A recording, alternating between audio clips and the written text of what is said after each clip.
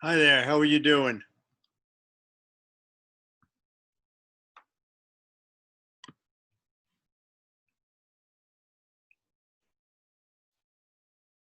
Can you hear me?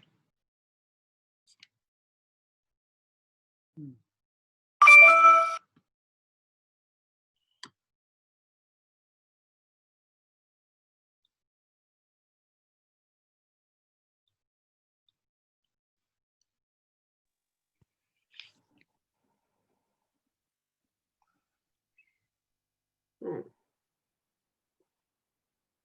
now my mic is working. Are you able to hear me? Yes, yes, my mic wasn't running. So Oh, okay. I'm never sure when I'm on if I'm being heard or not. yeah, How are you doing? How's everything on your end of the world? yeah, it's working. It's working. It's tough, but it's working. How's your tennis game? Nothing has been around because we can't meet. Oh well, if you have Yeah, a good time with it, that's really all that counts. yeah. So the painting you have behind you, is that a new one or? No, actually, that's not. And you'd enjoy that one. This one is called New Year's Eve in Sweden. Wow. Yeah. After I took my family to Denmark and to Sweden um, quite a number of years ago, and that's what I did when I came back. It was my inspiration. Wow. No, I Yeah. do have some new paintings that I'm working on that I've finished. I'll be posting those shortly. So Cool. getting back to some of Yeah. the old stuff that I love doing. One of these days, I actually need to sell off a bunch of them. I'm sitting with about 50 paintings in my house. Yeah. Alan, how are you? Yeah. Doing Sorry. good, doing good. Just got back. How you doing, everyone? Good. Just walked in. I was with a client, with one of my dealers, and had to rush home. So Well, made it. and here you are. You made it. Ta-da! Yeah, good. How's everybody doing? So far, not Yeah. bad. Woke up this morning to about 4 inches of snow. Yeah, we haven't had that. We got a little bit a couple days ago. It was just very frosty this morning, but we are in that time of the year. You guys have been Yeah. getting snow since, man, a month ago. It's funny, when I first moved to Denver, they said it snows in the morning, it's gone by the afternoon. And Yeah. I moved out here in '82. The first snow that we had was our Christmas storm. A week Yeah. later, we were still in that same snow. And it's like, what happened to this here in the morning and gone in the afternoon stuff? Oh, well, part of the Yeah, deal. what are you gonna do? Weather. Yeah, you can't control it. Mother Nature will do whatever the heck she wants. And every state has it. Everybody. I love Arizona, but 120-degree heat. You're gonna have that, and Florida has hurricanes. What are you gonna do? There's always something. As I get older, 120-degree heat sounds a lot better than 6 feet, than 6 inches of snow, to be honest with you. You don't have to shovel I heat. agree. I agree. I've just started going out. I was just in Arizona a couple weeks ago on business. It's now my area to cover. I have a couple dealers there, and I'm going, man, I could live here. Well, actually, we are looking at moving down there. Oh, really? Good. Yeah, well, it just comes down to Yeah. how much I can sell my house for up here. Sure. But, I I'm totally convinced that I don't want to shovel snow anymore. Thanks very much. Yeah, I'm the same way. When people talk about the heat, I go, what are you going to do? Extreme heat, extreme cold. Pick one. Extreme heat, I can cool off. Extreme cold never feels that good anymore. You never get the totally worse warm. it feels. Right. Yeah, but there's a limit how much clothes you can take off on a public place. Absolutely. I That's don't why know. you. At 120 degrees, I think you could take off quite a lot, actually. Who has something going on in the background? Not me. I'm down in my basement. Yeah, I'm not either. Jim, how are you? All right, how are you? Oh, good. Maybe it's me having something in the background. Okay. Could be. I'm going to a quiet place. All right. I don't blame you. I don't know who James is. I'm Jim not. Kazikis. Huh? Oh, James. How you doing, man? Oh, I'm living the dream, man. Good. Who is Good. it, James? I'm Kazikis. Kazikis out of New Jersey. Connecticut. Connecticut, my bad. Yeah. Nice to have you on. Thanks. Missed you guys this year Yeah. at So the ISS. James was, we didn't have it. So Yeah, I know. yeah. I was planning on going, but you know how it went. Yeah. So I didn't have it as bad as you. So I ended up coming down with the same thing about a month ago. Oh, yeah, I had the worst of the worst. Yeah. Me? Yeah, you did. Yeah. I did. Yeah. Apparently, I was one of the 20%. 20% of the people that survived. I was out for about a month. I'm still out. Yeah. Still having a hard time breathing. I can tell. Yeah. Yeah. Not a good thing.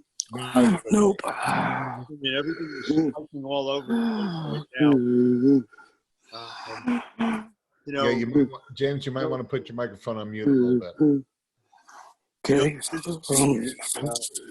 I just don't understand why they won't wear a mask, where they could be potentially carrying or getting it, and it's not that big a deal to wear a damn mask. But oh well. Yeah. I we have a chat thing. Oh, right there. You know, I came down with COVID. I was out for about 30 days. I have underlying issues. But you know, everybody asks, they go, do you know where you got it from? I go, nope. I said it's the virus. Yeah. You know, I wear a mask. You try to do the right things, but yeah. You know, I know everybody feels in this country that it's infringing on their rights. The reality is, you're talking about something that's already killed over 250,000 people in the U.S. I think it still comes down to common sense. You know, I'm kind of probably in that direction where I wear a mask everywhere just because I want to be a good human. And I don't want to, you know, I don't want to get sick because, Charlie, I have underlying issues like everybody does, some lung issues. So do I. I know that very well, believe me. Yeah, I've had them, you know, since I was a kid. And that's what made it rougher. But, you know, I don't want to get it. But more importantly, I don't want to freak out, you know, when I'm at the grocery store, that 90-year-old widow woman who's already scared. Right. Or that single mom with kids. I don't need to add to their anxiety. I just want to be a good neighbor, good human. So if the worst thing I have to do in my life is wear a mask, I'm okay. I have no problem wearing a mask at all. Because I'm not in love with them. But then again, the idea of either getting sick or getting somebody else sick doesn't work for me. Absolutely. You know, I was one of the first ones out traveling, and I just said, I don't want to come down with COVID. I didn't want to have bacterial pneumonia again like I did a few years ago. I also don't want to live in a box and go broke. So, you know, we do what we have to do. We now have 3 different manufacturers of a vaccine. Now the question is, how do they get it out to all of us? Yep. And I think that's great. I think it got done fast. Hopefully they can keep doing this with other illnesses too. Well, you know, generally it wouldn't go this fast. I think with the number of people who've gotten infected and continue to, they needed to put it on a fast track. Yep. Well, and they letted some private donors, I guess, donate to the manufacturers and invest in it. So, which was good. Well, but I guess, I don't know. I guarantee you the drug companies will make a ton of money on all of this. Yep. But, you know, it is what it is. And if we can get through it, that's great. Yep, Richard, absolutely. how are you? I can see you, but you got your mic off. Okay. Jim, tomorrow I'll be at your place, but I've got to go and get a COVID test first at noon. So I'll be at your place after that. Well, as long as it comes back negative. Yeah. But yeah, Looking forward to it. need to do some things. I'm hoping that the guy from Istanbul comes on, who's with a silicone manufacturing company. Have some questions for him in regard to some of the things. Alan, whenever you want, I mean, you can chat, or we can just keep chatting about how wonderful the weather is out wherever we are. But just took a bite of a protein bar. My Of bad. course Hold you on. did. I was watching you. That's why I thought I would throw that out there. Anyway, I'm hopeful that with the vaccines and they start getting them out to those of us who are certainly higher risk, that they can start getting those shows up and running again as well. Because this is driving me out of my mind. I mean, I can go and visit a couple of people, but you know, the idea of just coming to a show still doesn't sit very well based on how many people there will be, and you're guaranteed somebody's going to come down with it. Yeah, absolutely. Turning off my phone, I just realized it was on. Yeah, I forgot what I was going to say. But So you guys have a new dip tank now. We do. You know, if everybody doesn't know me, I'm Alan Howe. I'm with Easiway Systems.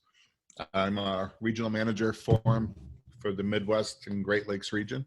I'm like Charlie. I'm when Richard and them. I'm one of those guys who speak. I know some of you have been to some of the seminars and write a little and do what we can, try to give back. Yeah, we did. We just came out with a brand new dip tank. It's a smaller one, more leaner, a lot better built, has a drip edge on it, a sludge catch, and it's less price. So it's going real good. I just had someone send me a text and a picture going, this thing, he was out of Canada, and said, this thing is amazing. Huh. So I'm glad, you know, the tanks are great. You know, they're nothing major. They're a vehicle to hold a solution is all they are. But yeah, we probably should have redesigned it. So you all right, Richard? Just coughing. Okay. I'm still trying So, to talk John into selling 2 tanks whenever he sells the product as opposed to 1. One for reclaiming and one for a soak tank for developing? For developing, which makes all the sense in the world to me. Absolutely. And he keeps on fighting me on the whole idea. It's like, why would you fight this? Yeah. You know, it makes everybody's life easier. Talk to Alex on it. You might get better response. But Doesn't matter. I just ordered 2 tanks. You know, whenever I order a package, I ordered the additional tank for it. yeah. And I loved the new dip tank. I was lucky. I was with Easiway when we beta tested some of the first ones. So I'm a big proponent of them.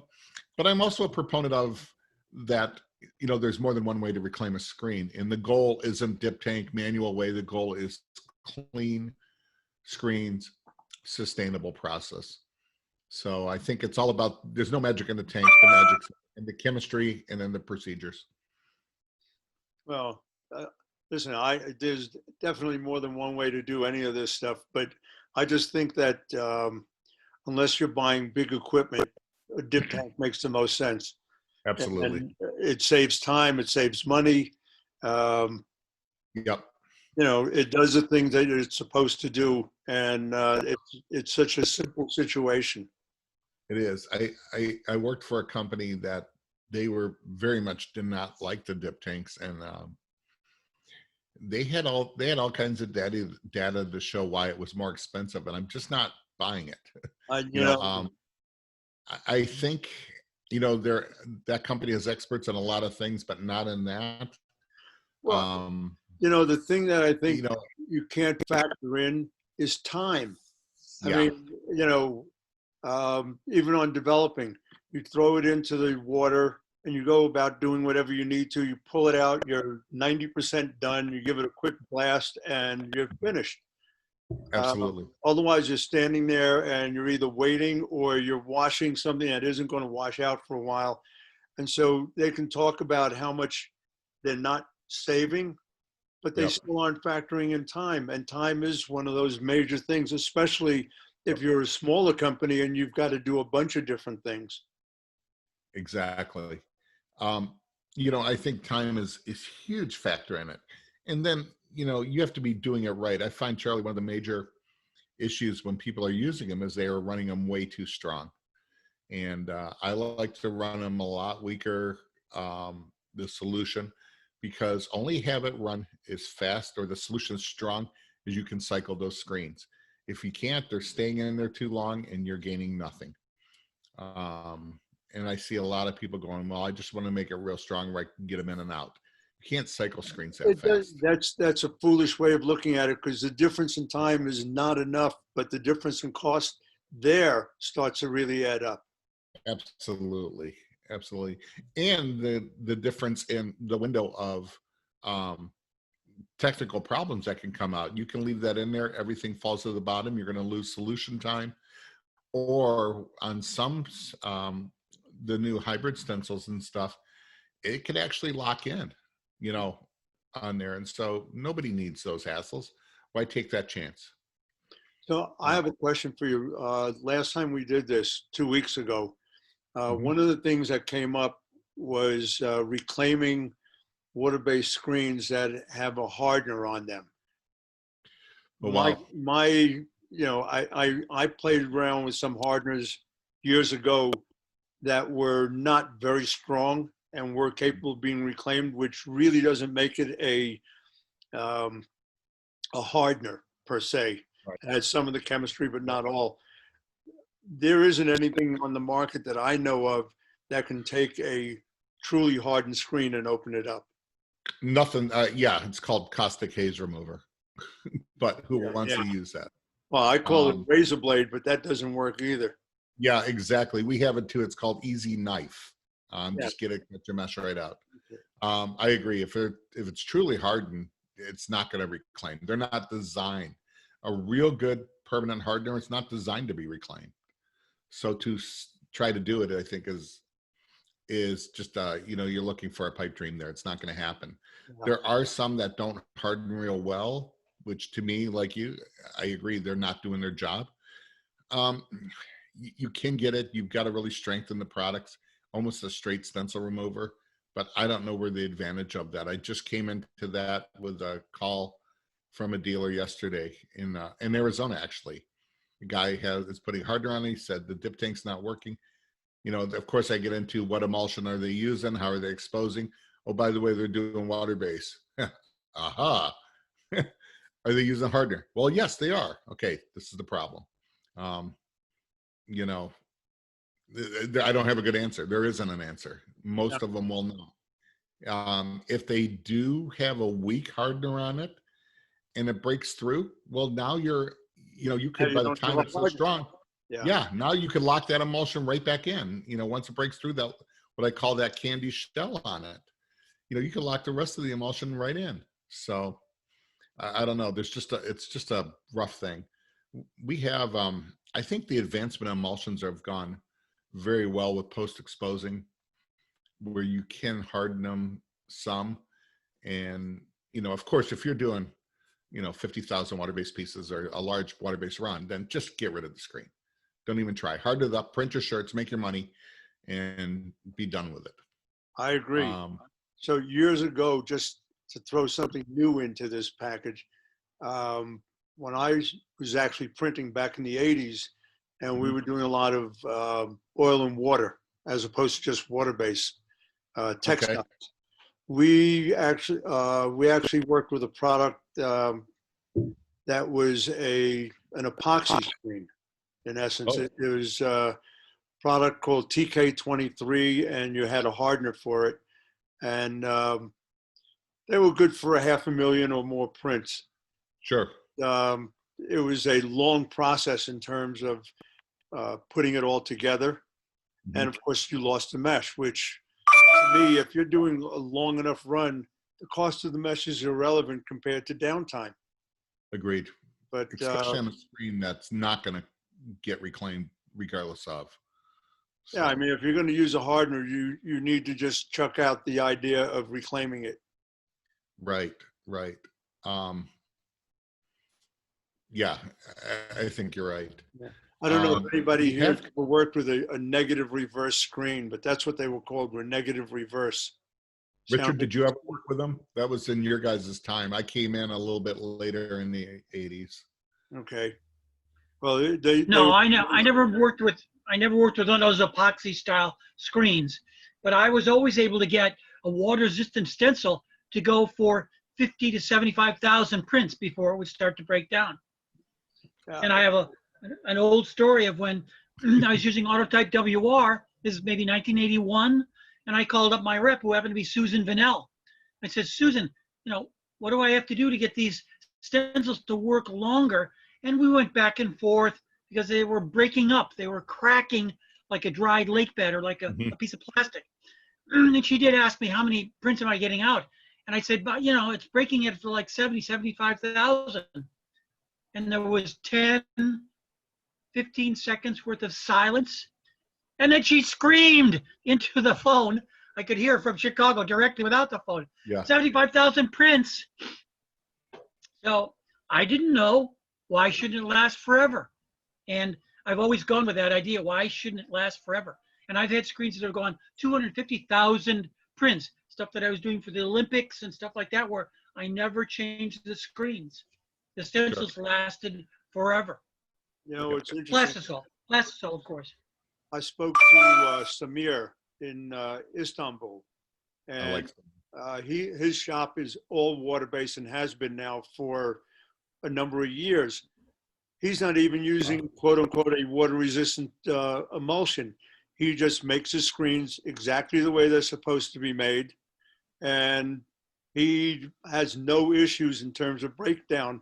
But that's because he's very, he is an engineer, and he's very methodical and very focused, and he actually does read the literature and follow the literature. It's an amazing thing. Doing it correctly and you get good results, shocking. Where has this been all of our life? Yeah, I remember I was talking to Samir about the same thing, Charlie, when he was at ISS 2 years ago. And you sent him over. I didn't know he was in town. You told me. And we were talking, and he was telling me the same thing on the emulsion he was using. I'm going, that's not water resistant. He goes, yeah, I know. I'm like, okay, great. And he is just such a focused individual, and he's not afraid to test out things. And when I was at his shop, I mean, even his reclaiming and all of that, he built all the equipment, which was pretty awesome looking and worked well. He's the only shop that I know that is truly environmentally friendly. Everything that he does goes into 1,000-gallon holding tank and gets sent out to be filtered. So he has zero going down the drain, which is, he's a very environmentally conscious guy. I didn't know that his shop Oh, was yeah. like that. I've never Well, been. I'll tell you what, if you ever get to Istanbul, which is one of my all-time favorite places, when you walk into his shop, you're just blown away. It is not only spotless, but it's well organized. Everything has its place. Everything is, the floors shine. No one is allowed to have a drop of ink on their shirt or pants, otherwise they have to go home. Oh, wow. The way it is. Yeah. You get ink on yourself, you either clean it off or get out of here. Yeah. And they do supply a fresh t-shirt every Monday, and you're expected to keep it clean. One of the You know what? Yeah. I'm used to going into a shop and it's like, oh, you got ink on your hands. You just, all right, it's my work shirt and my work pants. Yeah. And of course, somebody walks by a pile of shirts and they get ink all over the shirts because it's plastisol. It's wet. Mm-hmm. I But call it plastisol the gift. going into his shop is kind of going into a different world. Yeah. You know, when those shops that have plastisol all over, I get it. We've all had it where you get it on you. You don't know it's there. I call it the gift that keeps on giving because it's on you. You don't know it. It's in your car. It's in your house. It's on the dog. It's on the kids. And yeah, it just keeps everywhere. I don't know where this purple. What's interesting is I have photos of his old shop that looks just like every shop that I've ever gone into. Ink on the floors, garbage cans with ink on them, etc. When he built the new shop, which I worked with him on, he decided that he's changing everything about it. And he had his big meeting with all the people that work for him and basically said, look, this is the way things are going to be. And you have two choices. You can come along and go to the new shop, or you can go and find another job. But if you come along, you're going to adhere to the way I want things done. He lost no people. And it's just, it's a type of shop when you come out of it, it's kind of like, why doesn't everybody do this? It saves time, it saves money. He is the most expensive contract printer in Turkey and is jammed with work most of the time because the quality that he puts out is impeccable. And he delivers on time, which is a frightening thing. But, you know, I think part of that too is that he's requiring the people to do it. Now he's developed a culture of cleanliness and perfection. And that can only trickle down into production and quality. So yeah, extremely smart. And there, this is where I miss shows of seeing, you know, everybody from overseas and learning about what's going on globally. We have so many good printers globally. I only know a scratch of the surface, you know, than you do, or even Richard and some of them. Yeah, it's just amazing. Well, you know, I think one of the mistakes that Americans make is they do not travel overseas to go into other factories to see how things are being done. You know, we do have a concept that we are the best at what we do. Yeah. Tell you what, maybe 10, 15 years ago, that could have been true. Today's world, sorry, Not the case. That's not to say we don't have some great printers in this country. We do. You do. But when you start going into some of the major shops overseas, like Richard was in Bangladesh, some of the factories there are amazing. There are those that are sloppy as hell as well. But I know the biggest one in Bangladesh is the shop that I went to, and they have two buildings, and they're knocking out, according to them, about 350,000 prints a day. It's a monster number. Yeah. You know, and of course, I'm not trying to compare it to what we do in the U.S. because obviously no one here is going to work for the dollar amounts that they will, and of course, cost there is that much less. But the shop was immaculate. The roof of the shop was a full garden. Oh wow. It was beautiful. That was in Bangladesh? Yeah. Oh wow. Yeah, the CEO hangs out on the roof, and so not only that, he even had homing pigeons. But I mean, I've got photos of all these places. If I showed some of these photos, you would just be blown away by what some of these factories look like. I was amazed. It was in Fort Worth a couple of years ago, Charlie, and I was judging, and you were one of the T-shirt awards for ISS. And there was a print. I didn't know who they were. It was incredible. In fact, I was so amazed. I almost thought it might be digital, except as I got it under a loop, I could see the dots. And Charlie, you knew who those people were. It was just an amazing, amazing prints. You have one of their shirts, don't you? This is the one? That's it. That's the one that won. But you know, they had another one of a motorcycle with gravel on there. I have And that also. that one blew me away more because I'm looking under the loop and I'm watching the pebbles and the gravel and the detail of them and the spokes in the wheel, which I just thought was incredible. Yeah, it's a company called BMS, and they're out Yeah. of Indonesia. Yep. From Bandung is a Okay. town which I went to his factory, and he's got the monster rock presses. I think they're the 56 pallet, 30 Oh, the ovals. print heads. Yeah. He's got a couple of those. He does everything digital. He's got M&R machines. He's got MHM machines. The thing about his prints, you can't feel the print. That So was the one I just showed was a plastisol. The one you're talking about was water-based, and nobody could tell them apart. Yeah. Well, I didn't know because I asked. I thought it was a digital print, and then you heard me talking, and I was asking, and I asked you to come over, and you said, "No, I know who printed this." And when you told me the one that won was plastisol, I was amazed, Yeah. just blown away. Well, he prints for the largest T-shirt company in Indonesia, and there, if you can feel the print, they're not interested in having it. Mm. And so, which is an amazing challenge. But he only does 65 line halftone work. It's not over the top in terms of the LPI, but it's over the top in terms of what he's able to do with it. And, Right. You know, I think that's one of the best prints I've ever seen. Yeah, it was truly dazzling. It was incredible. I was blown away. And like I said, these are printers that there's nobody I think that would even attempt that here. Well, That could attempt. you know, it's funny. I I don't was know. at Denver Print House last week, and I was talking Yeah, to Danny, Danny. and who does some beautiful work. Yes, he does. And I remember at the show when this was hanging, the big question was, is it plastisol? Is it water-based? Is it a discharge underlay, et cetera?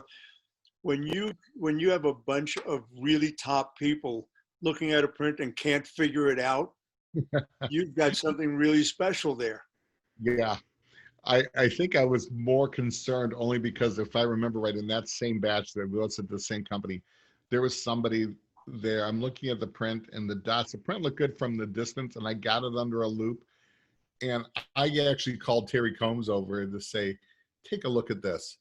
I go, tell me this idiot didn't enter this. And he was printing and he was putting it under a transfer machine.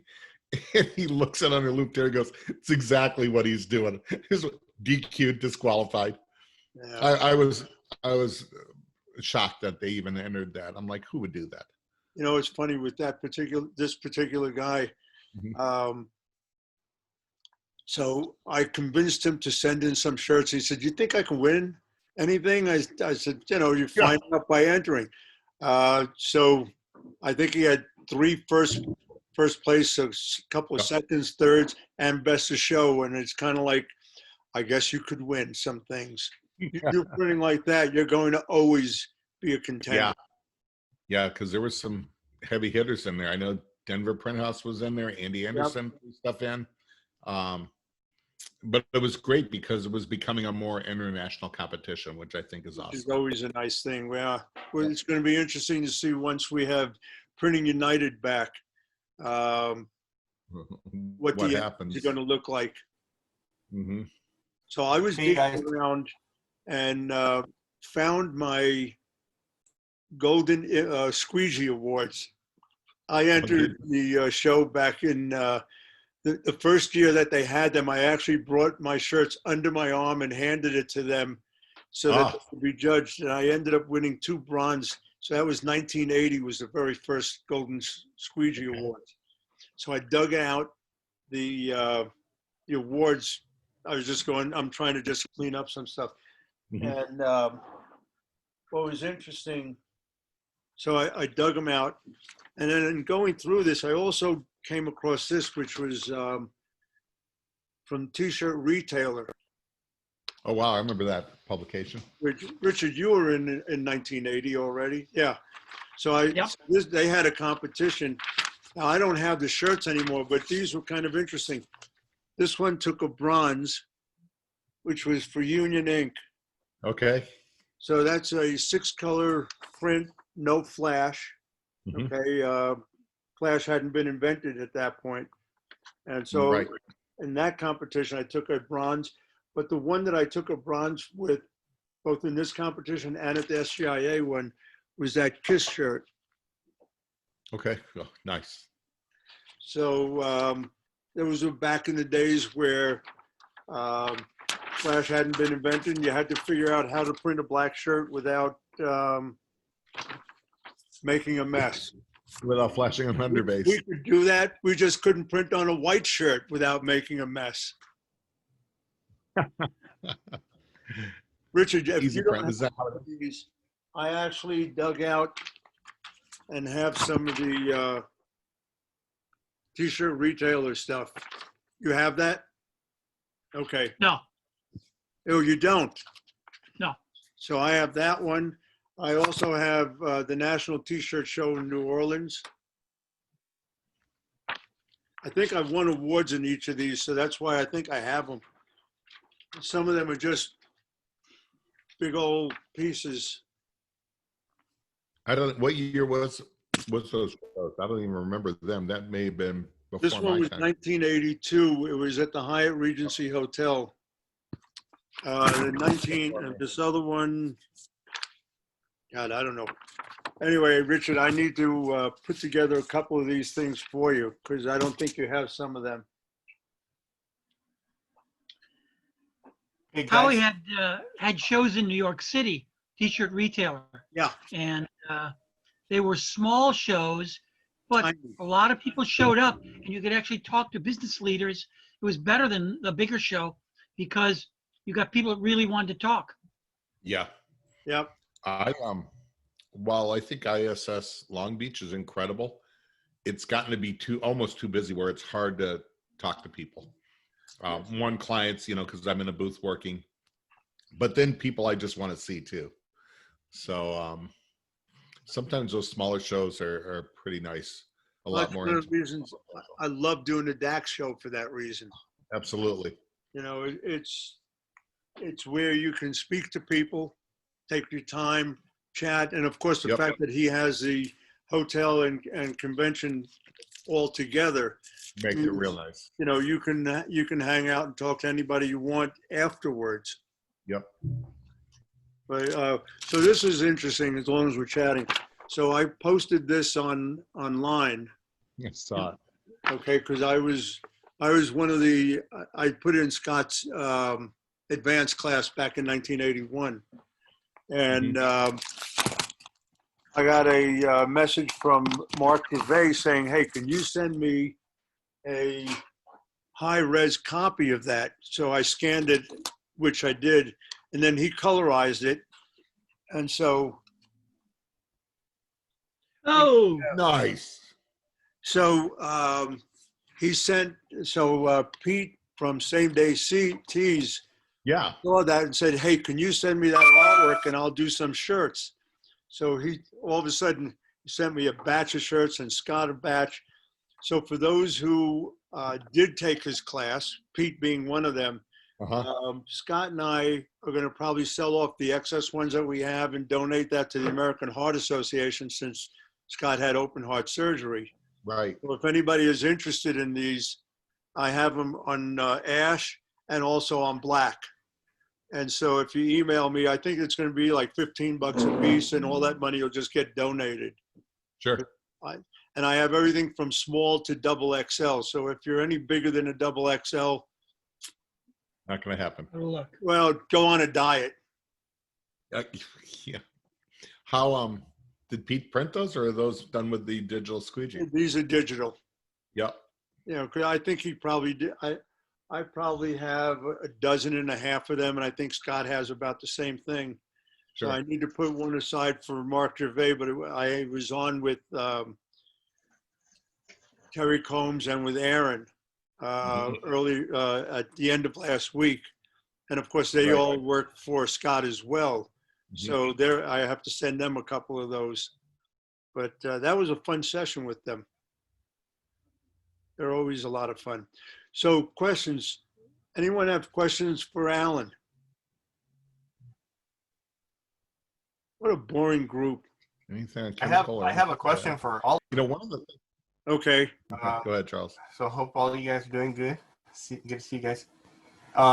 So speaking of the halftone and stuff, I'm running a 6155 halftone typically, but I'm having difficulty exposing anything under like 15% transparency. So I'm wondering where my limitation is. Is it my exposure unit, or is there something that I'm doing wrong in my coding, or what can I do to get below that if it's even possible?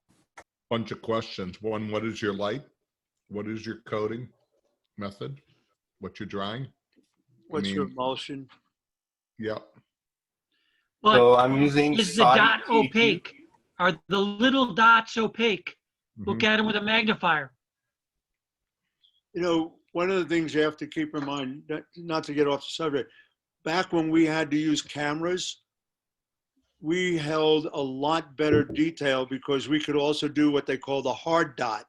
And the problem Yep. with some of the digital stuff, especially if you're using an inkjet printer, it's not a hard dot. What you're looking at is something that kind of fades a bit. And so even Yep. though your film appears to have everything, you might be shooting right through it. You know, when I was in Russia working with Artem, he's doing 150 line halftone work on t-shirts, and he's holding a full range. Well, the reason is he's using an image setter. And so with an image setter, you have a hard dot. And so you don't run into the same issues that we do with an inkjet printer. I'm assuming, Charles, that you're using inkjet. Or Yeah, you're- I am. And even if you're going direct to screen, it's not quite the same thing, but again, it's really difficult to get the edging of that dot to be hard. So, Very and true. quite honestly, when I put together my 4-color process song and dance, one of the things I mentioned is getting below, you kind of have to figure that you're not going to get much below 15%. Again, I'm not talking about individuals, I'm talking about as a group. 15% being on your highlight, and anything between 80 and 85 on your shadow, that's going to go solid on you. But on the highlight side, getting down to 10% dots is not bad. Now, that doesn't mean that there aren't printers who can't hold the full range, but generally they're using other than an inkjet printer. Yeah. Agreed. So at 15%, sometimes I can get a 10 somewhat, but you think then that's pretty sufficient, or should I keep striving to get down even more? Well, Well, always I think it doesn't hurt to strive for that. At the same time, will you get much below that? You are using inkjet, correct? Yeah, I am. You know, so how are you coding your screens?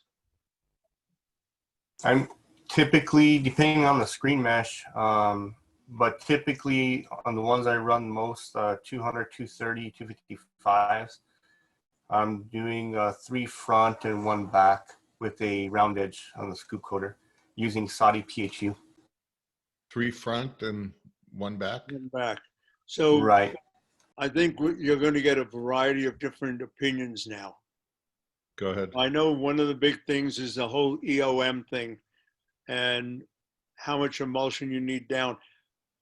So I'm probably in the minority at this group, but I'm a 1-in-1 period.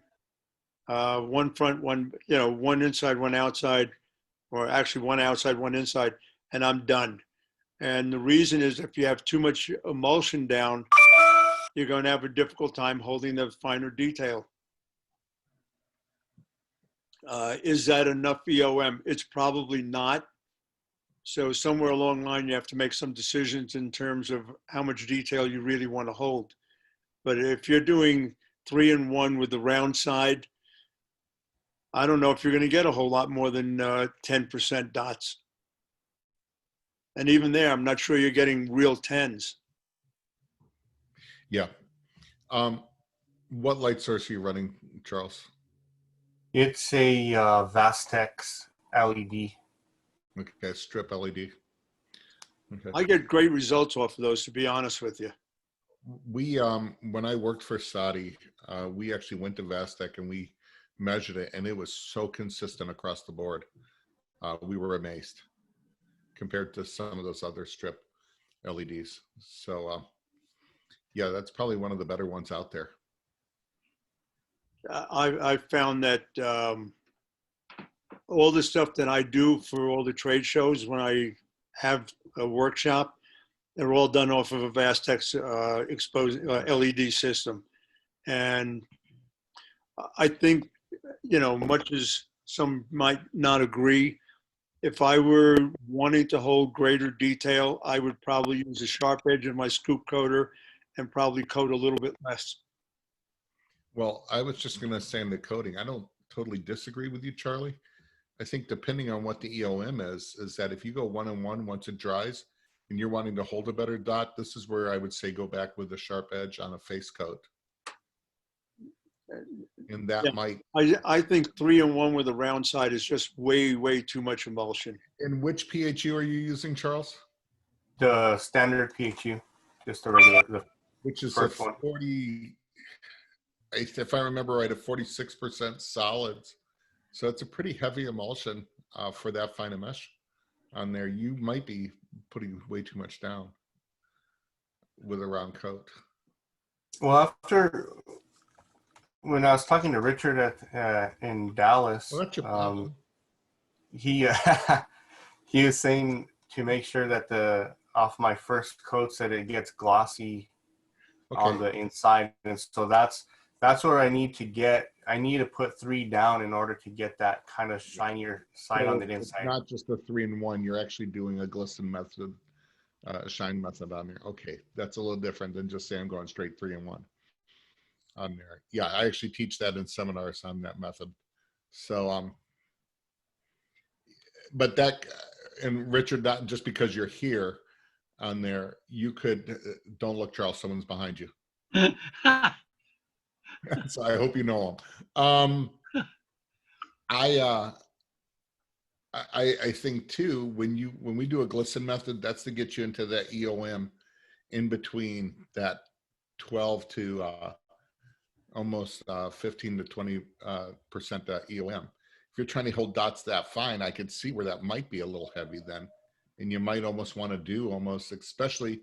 Are you running a static frame, Charles, or a roller frame? And I know I've asked you roller frame. So you're running high tension. Yeah, 30 newtons.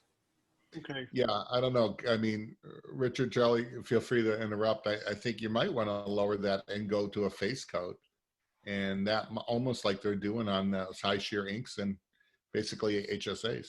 So one of the questions I have, when you wash out, are you washing out with high pressure or just a garden hose? With high pressure. Okay. Warm water? No, just standard water, but it's not super cold because we're in the desert. It's lukewarm. I'm a fan of high pressure, but that doesn't necessarily mean that you have to do that. When I was at Andy Anderson's shop working with him, he just uses a garden hose, but he definitely wasn't using as much emulsion on his screens, and he definitely is one of those companies that was holding a 3% dot. Even on his calibration bar, he starts at 3%. He goes 3, 5, I think 8, 10, and then he goes up. I'm trying to get him to come on in 2 weeks. I'm not sure if I can. If not, I think I can convince him to come on in about 2 sessions from now. But he's still trying to settle in from making his move and selling his house and all that. Where did he move to? Well, he's still in the Nashville area, but he sold off his house, he downsized since his kids are all Sure. out of the house.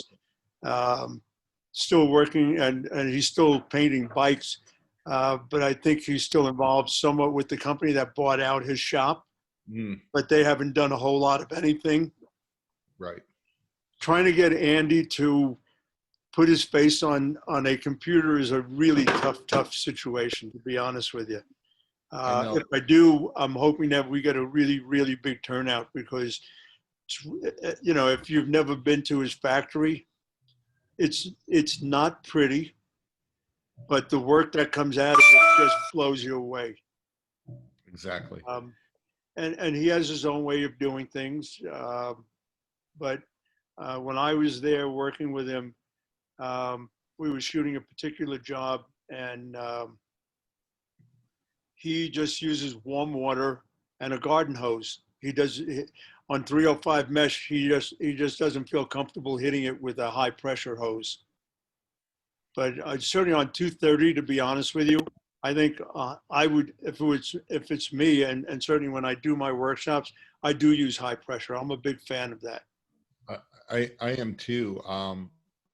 You know, I remember, but I was also trained that back in the day, we always used low pressure to develop screens, because you didn't want to wash off dots. You don't want to blow it off. Yeah. Yeah. And I'm sure that's where Andy is now. And then, you know, somewhere in the 90s, early 2000s, you know, I got scolded by a keyword rep going, no, if it's cured properly, the dots are on. Hold up. Hit it with high pressure. And I agree. yeah. And that's my feeling also. If it can't handle the high pressure in the sink, it's going to break down on press. And I think back in the day too, to hold real fine dots too, there was a lot of, we've got to underexpose a little bit to hold the detail too. So those dots were softer. So, you know, we just did what we did back then. Yeah. So. Charles, I want you to go back to the positive. I want you to get a microscope and look at those test dots. Mhm. And I actually don't know. I'm just racking my brain. I've got positives that were made on a camera. And so I've got test patterns that I could always drop in place. But if all you've got is your inkjet, that's the best you can do. You've got nothing to compare it with. So I believe that if you put your positive on a light table and then look at it with a microscope, and again, if you don't have one, you really should invest in a $35 USB microscope. You get them on Amazon for 35 bucks, and it will just change your world. But just using a magnifying glass, or even using your phone, which you put on a piece of, on a roll of tape, a 2-inch roll of tape, and you use the magnifying portion, you magnify the thing and you enlarge, take a picture on the light table, you'll be amazed at what you'll see. But what I'm afraid you're going to see is that your things that are below 10% are not going to be black. They will have flattened out and spread, and they will look gray. Okay. I believe they won't be there because of the limits of your inkjet printer. Yep. And so you're going to find that it'd be smarter for you to send them out. And in fact, I don't know who to tell you to send them out to get good, real photographic positives made to. I used to send positives to Andy Anderson because he was the last guy I knew that could actually output from an image setter. And Yep. even Andy got rid of his image setter about 4 or 5 years ago. So you're thinking that it may not necessarily be my process, but the limitation off of the inkjet. I respect what everybody said about your coding. It's an easy place to go, except high pressure, low pressure. How does your stencil know how thick it is? How does the dot know how thick it is? You've got to look at what's actually being created, and you're going to start with a good positive. And I don't believe an inkjet can make a 1%, 2%, 3% dot. I don't either. Yeah. I love inkjet printers for what most people are doing, because it's not necessary to hold a 5% or 10% dot in a lot of what we do. But if you really need to get down to much finer, then I think, you know, an inkjet is just not going to do it. The thermal image type units will hold a better dot and a cleaner looking dot. And those are a hard dot or very close to it. Yeah. There are very few of those. When I worked with Johnny Shell at SGIA for the workshops, that's how we output everything, was using a thermal unit. And the unfortunate meaning thing like is a everybody thinks laser that they printer? can do the same thing with an inkjet, and you cannot do that with an inkjet. You know, there is a world of difference. The downside of the thermal units is obviously the cost is on the higher side, and when you need to replace the heads, you're looking at a fairly good chunk of change. But that being said, if the type of work that you're needing to do requires holding 5 and 10% dots, then I think that's one of the units to take a look at. And I'm not doing anything that requires that. I'm just striving to be the best that I can, you know, so. And I'm sure you do a And I great think- job. You know, if it Well, were that's me, great. if it were me, honestly, I would go to a sharp edge scoop coater and maybe do a 1-in-1 dry and one more, and see what you end up with, using the same artwork on several different coating techniques, washing out the way you normally do with high pressure, and see which one will give you what you need. But you're going to have to adjust your exposure time based on that also.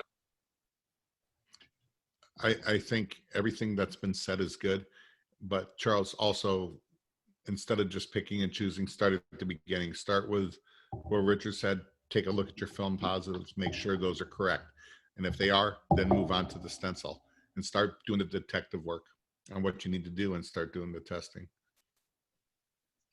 You know, if you can get a hold of some artwork that was done off of a camera, so that you can compare what you're holding off of a camera shot versus off of an inkjet, to see if you can get somebody, and I can check around and see what I have. If you can get a calibration bar that was done off of a camera versus a calibration bar off of an inkjet and shoot them together to see what you're able to hold off of one and not the other. I still have. So how did you guys used to So use I the still have camera to get terrible the law. film positive? I can go through this and see if I can't find something and lend it to you. The Cerilog from Great. FEMA. Hey, you know, I mean, come on. I'm sorry, Richard. Charles, what did you say? Then how were you guys using cameras to make your film positives? Well, you know, it was a brownie and you just click and no, it was Then the Polaroid Instamatics came out. They were great. my camera. I had two cameras, one that I had to hire a union cameraman for. My darkroom was 800 square feet and my camera had a 12-foot bellows to it. So, and I could do a 24 by 36-inch sheet of film. And then I also had an automatic processor for developing my film.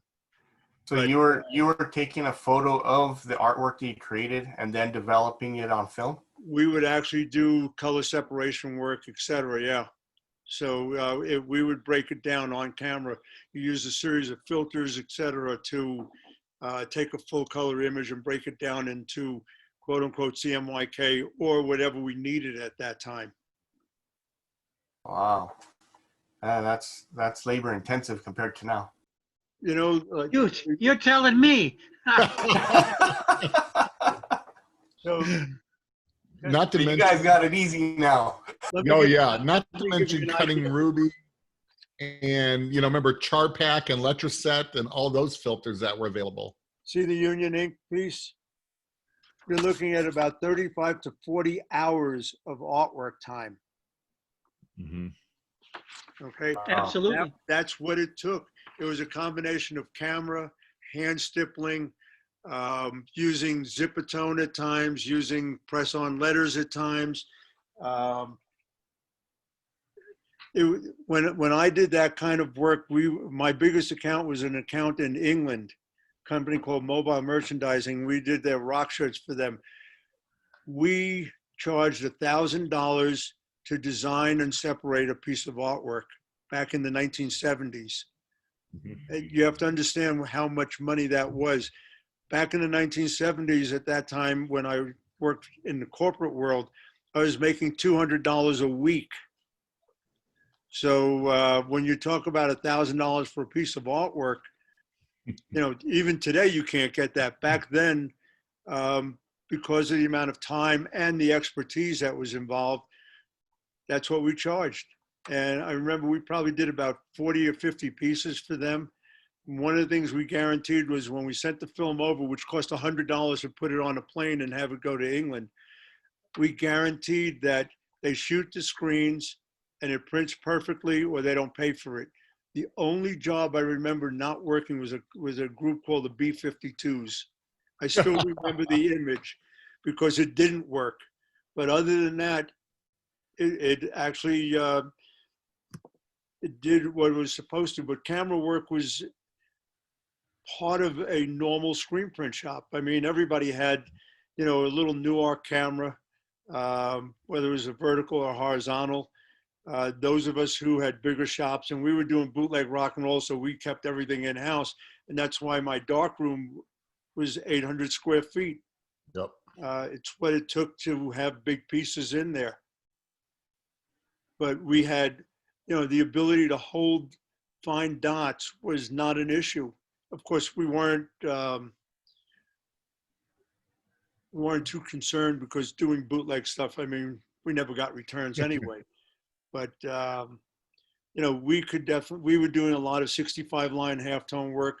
Back then, in order to try and kill off a moire, you would do 65 line halftone for 3 colors, and your yellow, you would shoot at an 85 line to try and disrupt the patterning. Did it really work?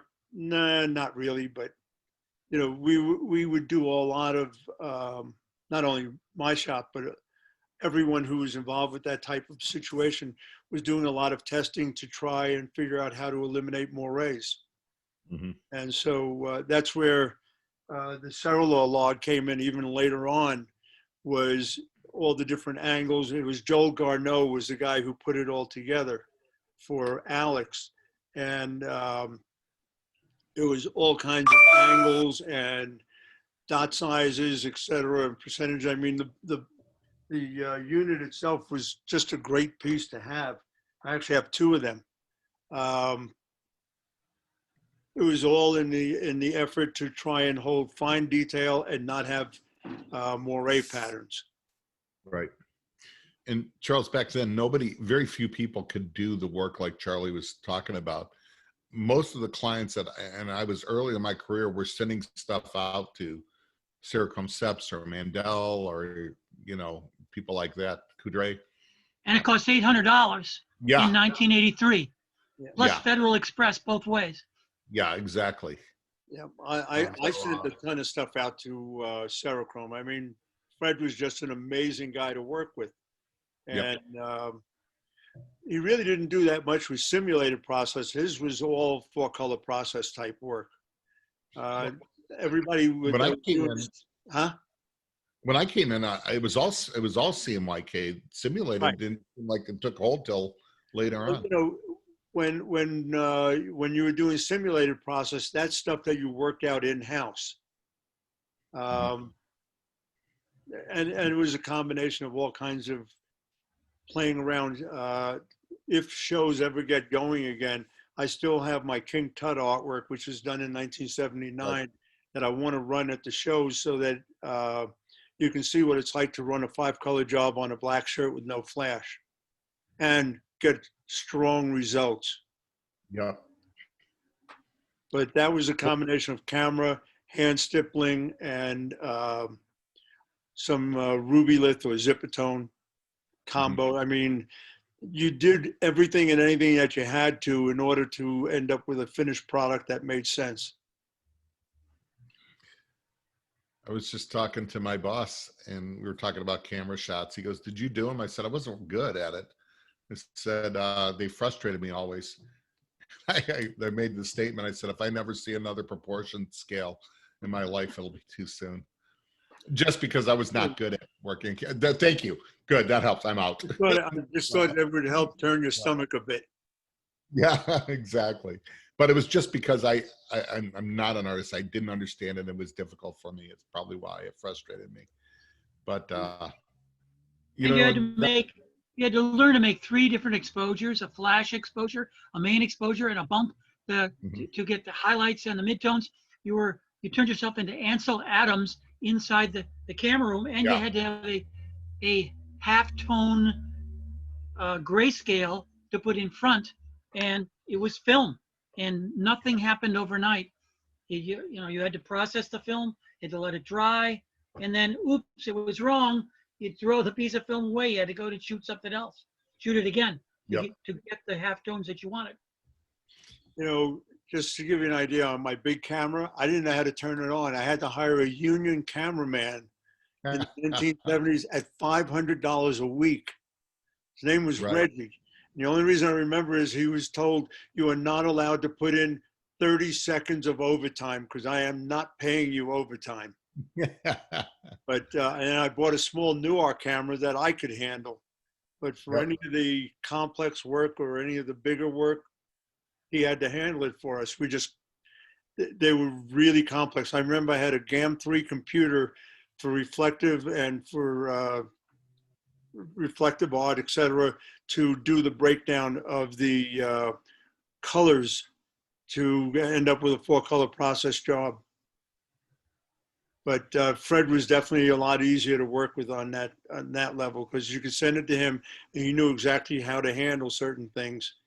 Mm-hmm. But a lot of my bootleg stuff, especially the Run for the Roses, we did a 4-color process job that we bootlegged on the infield at Churchill Downs. My guys came back with tons of mint julep glasses. They got smashed while they were there. Oh man. Anyway. Yeah, it was a whole different ball game back then. But I think, Charles, what you're hearing too, just not to be nostalgic, is some of those prints that you see us gawking about that and I know it just infuriates me when I hear some of the newer good printers going, well, I can print better than that.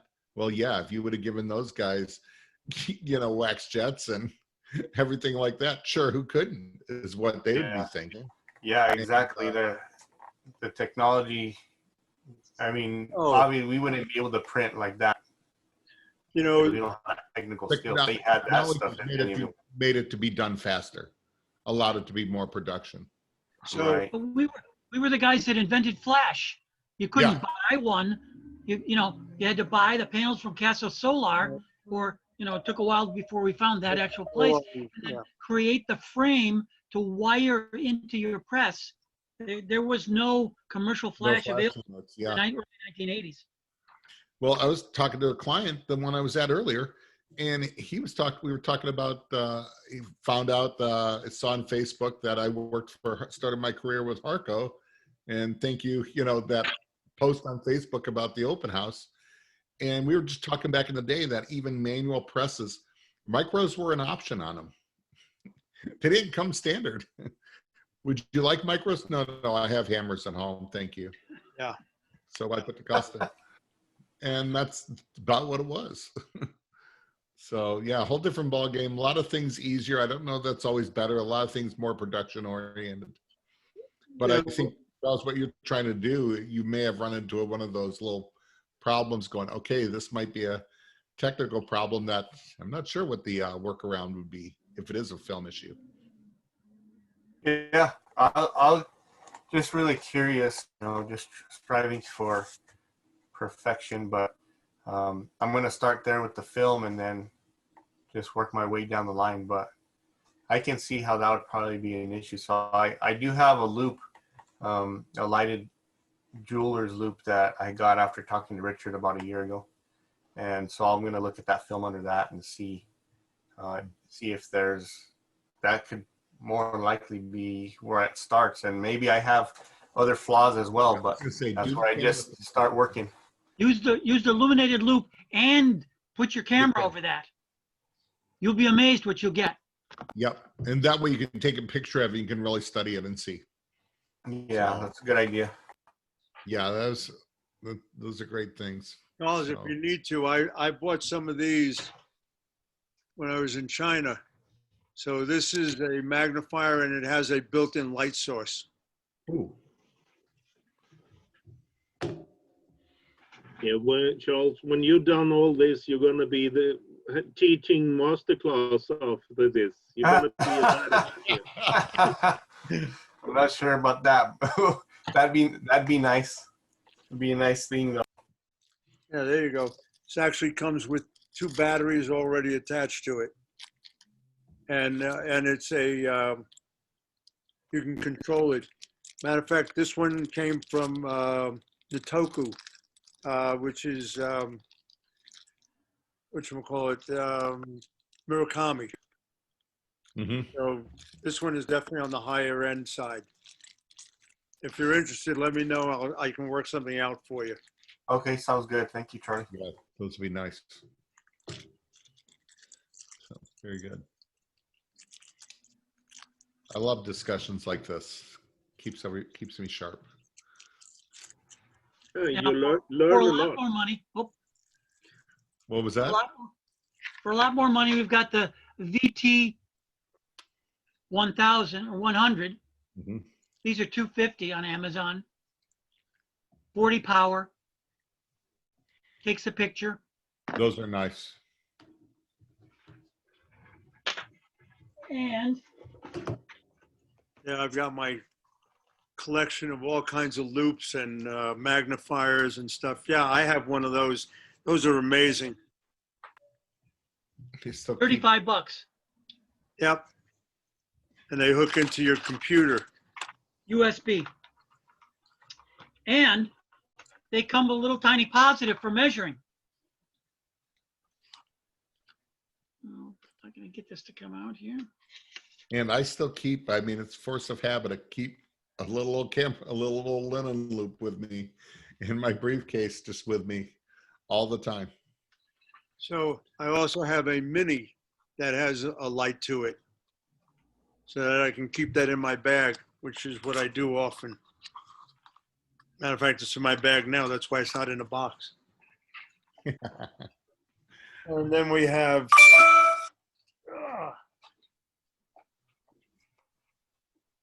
then there's the bigger types of things that's also illuminated.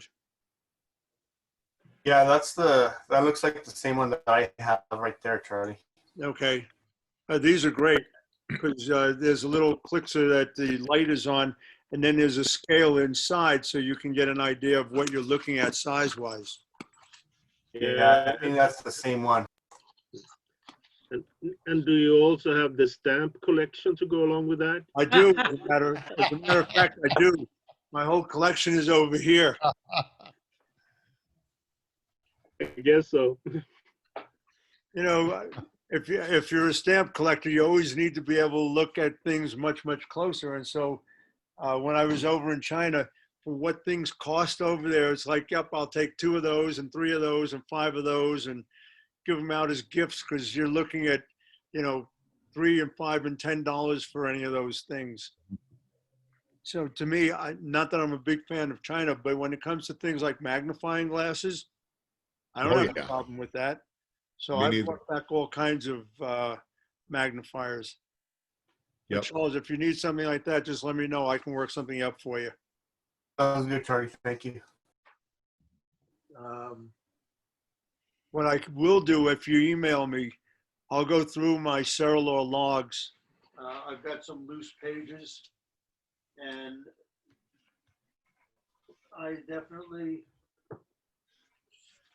I have a variety of different halftone situations that I can lend you. So you can do some, and not only you, but anybody else who is interested, I'd be happy to help out. So you can shoot these. They're independent pieces of film of different LPI. And you can shoot it and see what you can hold on this, which is a hard dot, versus what you have. So if you make up a set of screens that are similar, or a set of artwork that's similar, you'll be able to see what kind of difference there is between a hard dot and what you have. But I definitely have lots and lots of different angles for CMYK, et cetera. What, you know, these books, I forget, Richard, remember what they cost, what, about $250 or something like Oh, that? they were much more than that. Yeah, I Yeah, think they're in the I $500. thought they were more like 800, weren't they? Yeah. Yes. Anyway, Yeah. Yes. that's Joel Garneau. There's That's the guy who Joel. did it. Right. Now, those of us that were friend of the family, we only paid $250, but I believe it was $750 to $800. Could have been. Anyway, I The do have, set. I have a lot of excess because I was a distributor for them. Ah, So, Yeah, I worked for a distributor of them when they came out. That's how I remember the price. Great. I remember a price from 30 years ago. I don't remember what I had for breakfast. This is awesome. oh, I could tell you what you had for breakfast. Let me see your shirt. I'll tell you what the Yeah. stains are. Yeah, exactly.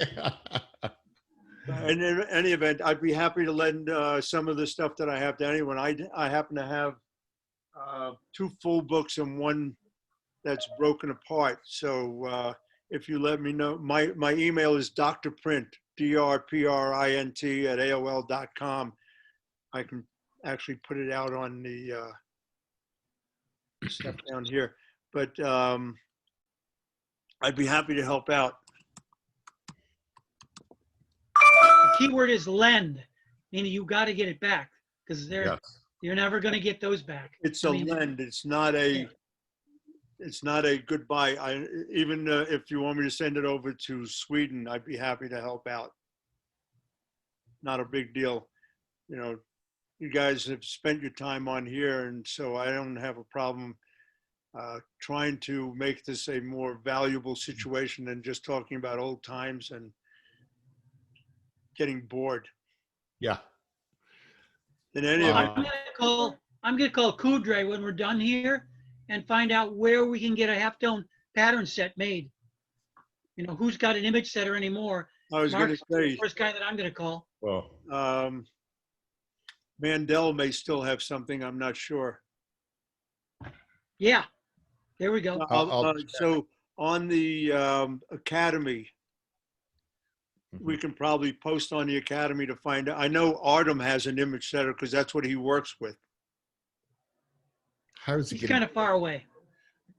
Russia, it's just an extra postage stamp. I'll check. I think one of my clients in Toledo, Industrial Screen, might have one they still use because they Oh. make sets for the glass industry.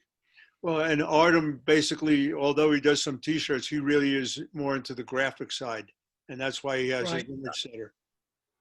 So Yep.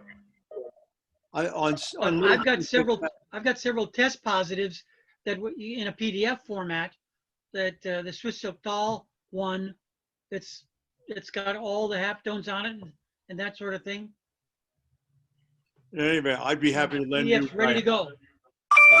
These are not they're not easy to find anymore, but I certainly have no problem lending them out. Awesome. Thank you very much. If any of you has a particular person you'd like to have come on to this, I'm certainly capable of convincing some people. I'm still working on Andy Anderson, but I do have some others that are coming up that I think are going to be interesting. Alan, thanks very much for being on today. Thank you for having me. I'm glad we were able to work it out. I know you asked me a while ago, and I had to tell you that I was down and out. You were recovering. Yeah, I was right in the middle of COVID. So, but yeah, I'm glad to be here and do it. So, yeah, I'd rather talk about stuff like this in the industry. This is awesome. And everybody that's here, thank you very much.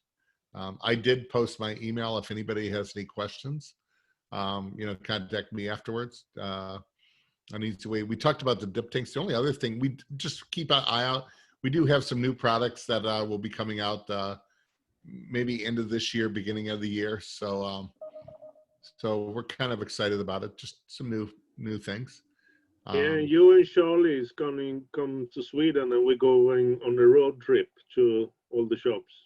Absolutely. Well, weren't we talking, Gustav, before that Marshall, me, and Charlie were going to come and we're just do one big show there? So, Hey, if somebody wants to organize it, I have no problem. Matter of fact, they have FESPA coming up in March this year. If they still have it. Hey, don't forget about me. I'm always down to go to Sweden. Okay, you're welcome. I have bedrooms for everybody. No problem. FESPA would be interesting because in my career, I have never been to a FESPA show. And I know it's not what they were, but I would like they're to. not as, so I've been doing them for many years. The last one, if you're into textiles, disaster. I think they had a total of 5 halls. The textile area took up less than 1/2 of one hall. Show prior to that, it took up 2 full halls. So their focus has gone heavily to the digital side, very heavily. And so that's the unfortunate thing. To be honest with you, the best textile show in the world is ISS Long Beach.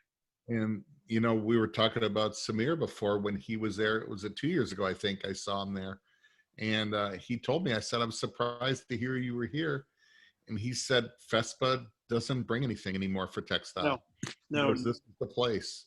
And that was the same year. I actually made note earlier of how many international, there were always them from Central America, some from Asia would come, but man, there were people from Sweden. There were people from all over Europe, Australia. Best show. Yeah. So, it'll be nice when the shows are going to get back if they do. So, I love doing overseas shows, and I think the thing about doing an overseas show, even if it isn't as good as it used to be, you definitely get a better feel for what goes on in the rest of the world. Yeah. And so FESPA used to be the show to go to. Long Beach definitely is.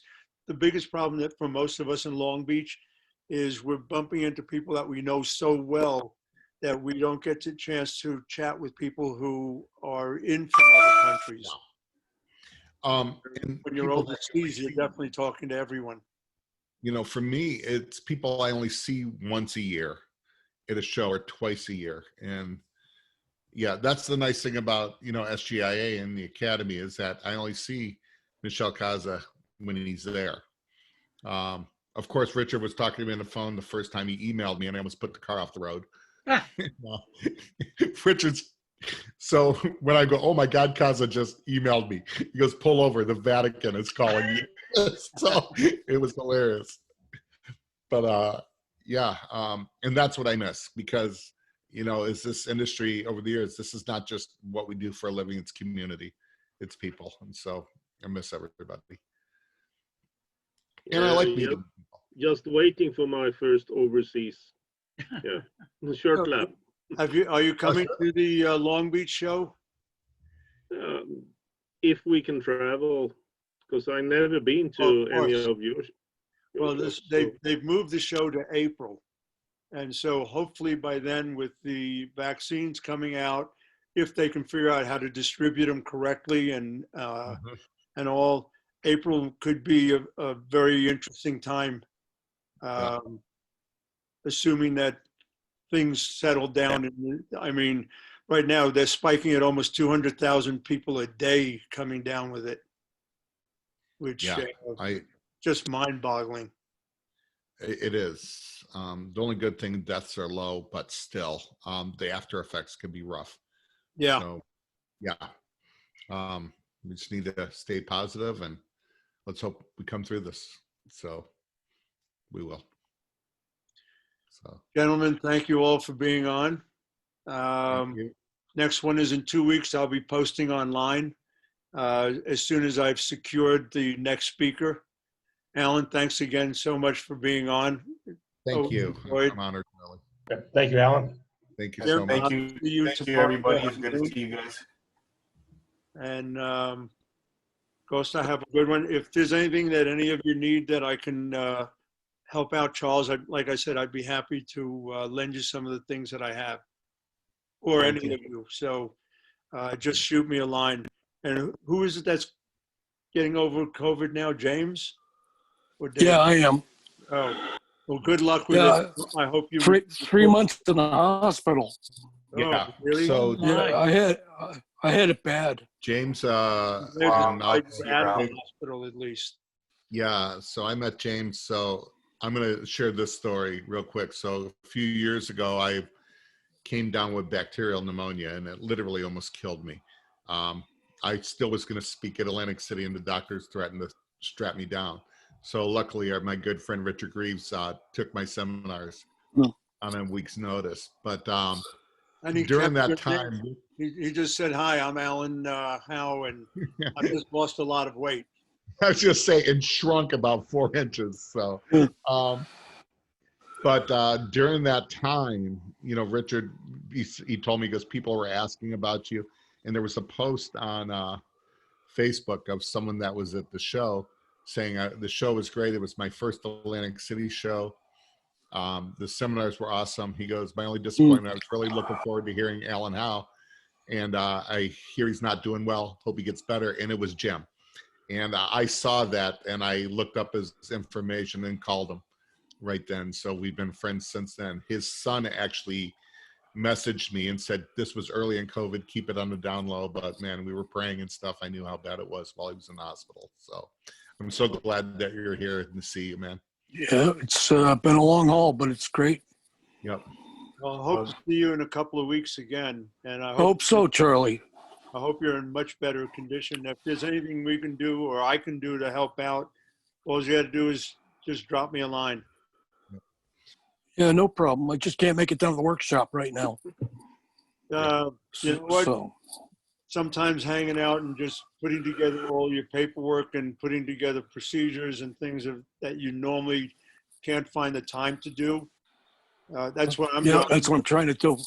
Yeah, I'm Yep. working on my book only because it's driving me out of my mind to be home, but got to do something that makes sense. So between writing my book and painting, I'm keeping myself somewhat occupied.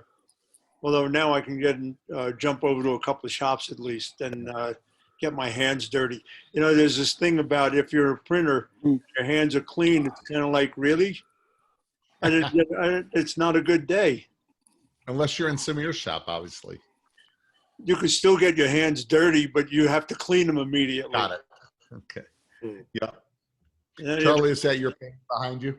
Huh? That's one. Oh, yeah. That Ghoster was asking about that.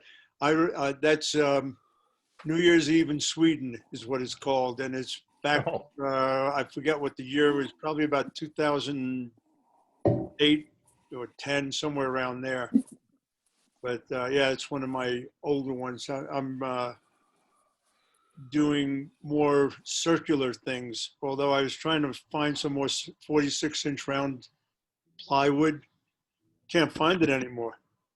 So I have a bunch of that stuff still sitting around. Fortunately, my paints didn't dry out. It's probably been about 3 to 4 years since the last time I painted. So Those going are through all oils. my stuff and seeing what works and what doesn't now. You're using oils? No, acrylic. I need the instant gratification. Oils are just, I love oils, but just too long a period of time waiting for things to dry. I've seen some of the prints Marshall Atkinson does. He prints watercolor, which Right. to me is harder. Yeah. I So would, he you know, shows me. I- He shows me all the way from the outline sketch, and he keeps doing it in sections, and he sends it to me. It's incredible. So I think watercolors are you have to have a knack for it. When I was much younger, I did some watercolor work, but I'm more into the abstract expressionist stuff or shocking. instructions. I'll probably be posting a couple of the newer things that I've been working on, but this is the time to, you know, kind of Yep. do the things that you normally don't have the time to do. since we're all locked in anyway for the most part, or somewhat. Yeah, So, being out of the shop doesn't mean you can't be productive. exactly. As Yeah. I heard, painting the house. Yeah, Yeah. yeah. Did- The bad thing about being home, if you're married, it's an amazing thing how your wife can always find something for you to do, even when you don't want to. And it's like, how do I keep myself busy without, because you can't say no. If you say no, you're on the shit list. And you don't want to be on that list because all hell breaks loose. So, like doing this today, my wife knows that she can't bother me in the morning until this is over. And the fact that it went on for a longer period of time. Listen, as far as I'm concerned, it doesn't go on until about 8 o'clock tonight. Okay. And then I can watch some TV and go to bed. Well, and I'm looking forward. Was it in December? We have an Academy video. Yeah, we have that conference. Yeah, that's going to be nice to see And- everybody. So after 3 years, I am no longer the chairman. I probably did less than 3 years than most do I accomplished less than 3 years than most people ever do, but oh well. Like I told them when they asked me to be the chairman, it's like, you guys must really be desperate. One of the newer inductees asked me, he goes, how does someone get to be chairman? I said, I don't know. Ask Charlie. I said, I have no idea. I said, I don't want to know. The reality is, I mean, it's a great honor. Mhm. And I'm glad that it's over. And now Laura is chairperson or chairwoman, which I Yep. think is going to be great. This seems to be the year for women stepping up to the plate, which is a great thing. Yeah, absolutely. And we got some great women in the Academy too that, when you figure Laura Maybaum, Denise Briard, Yep. just some incredible ones. So I agree. Marcy And, Kenner. when you do an overseas show like FESPA, you get to meet some of the Academy members who don't come to the U.S. So And that's I what we remember wanna a do. number of years back, we had Don Berger showed up for the Academy meeting, and next to Kaza would be Don Berger in terms of people who've contributed to the screen print industry. And that was pretty cool to actually meet him and some of the others who just can't come over, who just don't come over to the States. Yeah. There's some of the Asian ones that I don't even know. It was nice when I was inducted in and was told the emails I got from them was incredible. But I would love to one day be able to meet everybody.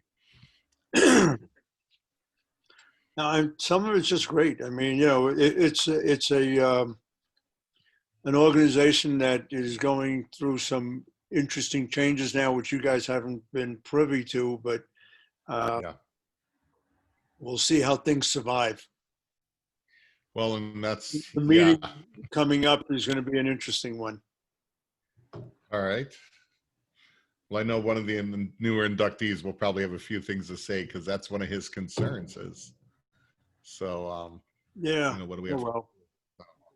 Anyways, we'll talk about that later, not on camera. So, all right. Gentlemen, have a good afternoon. Enjoy the rest of the day. Wonderful having all of you on, and hope to see most of you. Happy Thanksgiving to all of you. Have a great holiday, even those of you overseas. Thursday's a holiday. Happy Thanksgiving to all of you guys. Good to see you Yep. guys and stay Remember well. to- Thank you very much. Thankful for everybody. So, Remember to all overeat right. the turkey. Yeah. And you know what? Just remember, as bad as things are and we're locked down a little bit, we still have lots to be thankful for. There's always people worse off. So Terrific. Yeah, we're all still around, so that's all good news. we're still around. Absolutely. I'm going to shut this down. Thanks very much for Sounds being good. on. Bye-bye.